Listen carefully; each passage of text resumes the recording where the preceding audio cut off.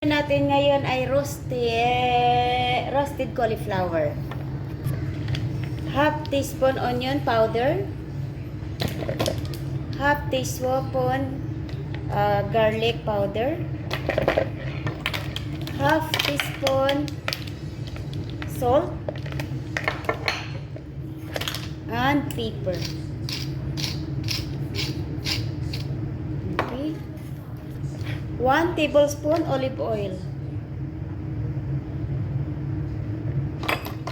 Okay. Tapos i-mix natin dito ang cauliflower.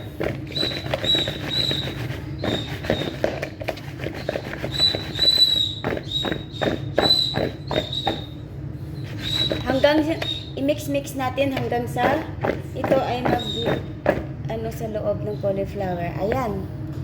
Pagkatapos ilagay natin dito.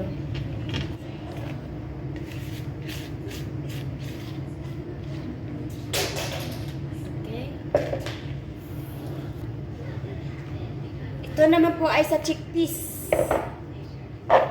Okay. Half teaspoon garlic. Half teaspoon onion powder and black pepper. A little pinch of salt. Okay, i-mix.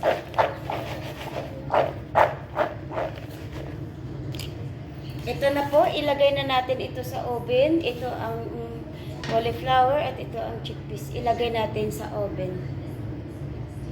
Okay? Guys, gawa tayo ng sauce ng salata. 1/4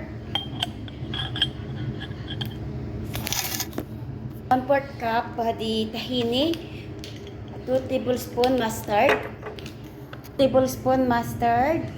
half lemon,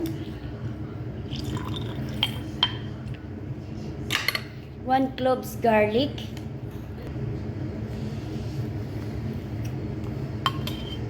okay,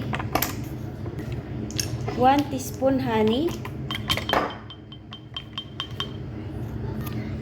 pinch of salt, 3 tablespoon water.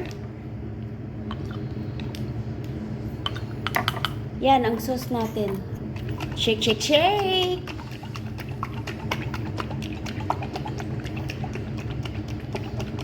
Ito na yung sauce natin. Ito na po yung chickpeas natin na nilagay sa oven. Crunchy siya. Saka ito naman yung cauliflower. I-mix natin. Diba malalaki siya? Hiwain na lang natin ng ganito. Ito na po guys, ito ang chickpeas, ito ang cauliflower, at saka ito yung ginger and lettuce. Mamaya i-mix na lang dito ang sauce. Hindi pa natin pwede i-mix kasi kailangan mamaya sa addan. Okay guys!